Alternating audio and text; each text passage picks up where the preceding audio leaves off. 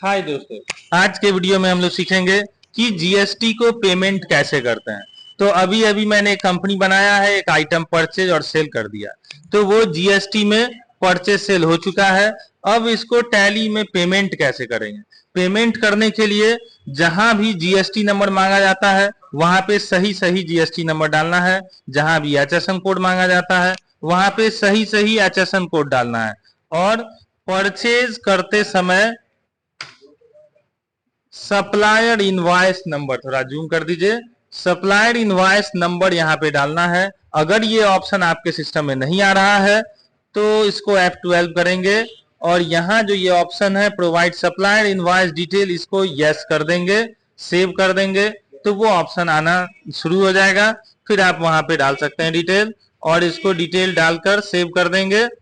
इसके बाद आते हैं हम लोग डिस्प्ले मोर रिपोर्ट्स में। यहाँ पर जीएसटी रिपोर्ट और जीएसटीआर 3B में परचेज और सेल्स दोनों का डिटेल होता है। अब आप यहाँ पे एंट्री, किसी भी एंट्री में किसी भी प्रकार का प्रॉब्लम होगा जीएसटी से रिलेटेड, तो यहाँ पे अनसर्टेन ट्रांजैक्शन में करेक्शन नीडेड इस ऑप्शन में शो करने लगेगा। 1 2 3 मतलब जितने भी एंट्री में गलतियां होंगी जीएसटी से रिलेटेड, तो यहाँ पे वो शो करेगा। फिर हम लोग उसमें इंटर प्रेस करके उस एंट्री को ओपन करेंगे, वहां पे लिखा होगा कि क्या एरर है और उस एरर को हम लोग ठीक करेंगे। तब यहाँ पे जीएसटी का सही सही डिटेल आना शुरू हो जाएगा। अब हम लोग को क्या करना है, जितना जीएसटी हम लोगों ने परचेज पर पे किया है that is called input credit, तो इनपुट क्रेडिट कितना है वो पता करना है। तो जीएसटी का ये इनपुट क्रेडिट कितना है, 600 मतलब टोटल क्या है 1200 रुपया जीएसटी हम लोगों ने परचेज पर पे किया है। तो इसको एडजस्ट करना होगा।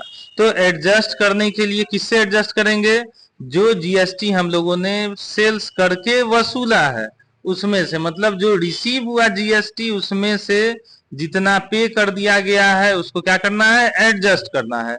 तो इसके लिए हम लोग कहाँ जाएंगे, जर्नल वाउचर में। जर्नल वाउचर में जाकर एडजस्टमेंट एंट्री पास करेंगे। लेकिन एंट्री पास करने से पहले हम लोगों को ये पता करना होगा कि परचेज जितनी बार हम लोगों ने किया उस पे टोटल जीएसटी कितना पे हुआ हम लोगों की तरफ से। तो वो कहां पता चलेगा, ये जीएसटीआर 3B में पता चलेगा। यहां से net input tax credit available, यहां से, ठीक है। अब यहां कैसे आएंगे, तो इसके लिए गेटवे ऑफ टैली में डिस्प्ले मोर रिपोर्ट्स में आएंगे, फिर यहां से जीएसटीआर रिपोर्ट्स में आ जाएंगे यहाँ पे, फिर जीएसटीआर 3B में आएंगे, यहां से आ जाएंगे। अब 600 को एडजस्ट करने के लिए वाउचर्स में चलते हैं, F7 में आते हैं और यहाँ पे CGST 600 लिखेंगे। फिर कर्सर वहां आ गया 2 में, 2 को फिर से BY बाई इंटर, फिर यहाँ लिखेंगे SGST कितना 600। अच्छा, इसमें एक चीज और करेंगे, वो क्या करेंगे, स्टेट एडजस्टमेंट करेंगे।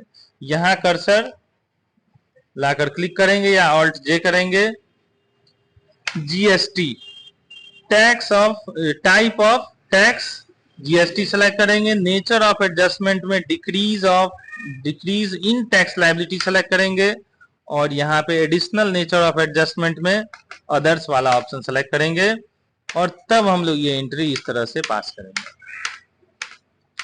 ये इंटर प्रेस करते जाएंगे और यहाँ 2 में आएंगे, फिर लिखेंगे CGST 600, फिर इंटर प्रेस करेंगे, फिर यहाँ लिखेंगे SGST।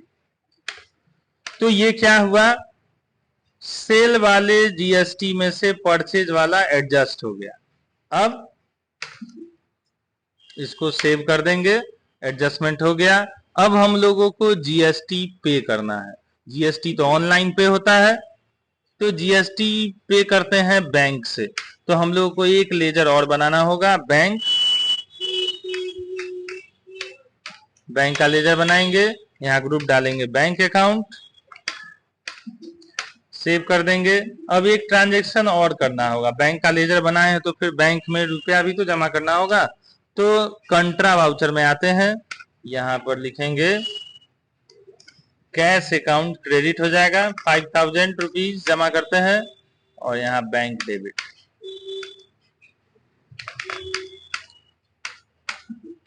हो गया। ये बैंक में रुपया आ गया 5000। अब हम लोग आते हैं payment voucher, F5 payment voucher में आके क्या करेंगे, जितना जीएसटी पे करना है, कितना पे करना है ये पता करने के लिए हम लोग यहाँ बैलेंस शीट में आ जाते हैं। ये 960 रुपया पे करना है। ड्यूटीज एंड टैक्सेस में आएंगे, ये 480 पे करना है। पता चल गया। अब हम लोग वाउचर में आते हैं, पेमेंट वाउचर में CGST 480 रुपया, फिर यहाँ पे 2 है ना, इसको फिर से बाई SGST 480 और यहाँ पे बैंक अकाउंट सेलेक्ट कर देंगे 960 रुपीज। यहाँ पे ट्रांजैक्शन टाइप चेक लिखा हुआ है, इसको ई फंड ट्रांसफर करेंगे। फिर यहाँ पे अकाउंट नंबर पूछा जा रहा है, IFSC कोड है, बैंक नेम है, ये हो गया। ट्रांजैक्शन नंबर डाल दिए और पे कर दिए। अब ये पेमेंट करने के बाद क्या होगा, बैलेंस शीट में अब हम लोग जाएंगे तो यहाँ करंट लायबिलिटीज में जो 960 रुपीज जीएसटी शो हो रहा था वो अब समाप्त हो चुका है, क्योंकि इसका पेमेंट हो गया। और बैंक में 5000 जमा किए थे ना, 960 रुपया पे हो गया जीएसटी का, तो ये बैंक बैलेंस कम हो गया। ठीक है, तो इस तरह से हम लोग जीएसटी का पेमेंट करते हैं। पेमेंट तो ऑनलाइन होता है, लेकिन उसका एंट्री पे हम लोग टैली में इस तरीके से करते हैं। अगर आपको वीडियो अच्छा लगा तो इसे आप लोग शेयर करें, लाइक करें, और किसी टॉपिक पे आपको वीडियो चाहिए तो नीचे कमेंट में बताएं।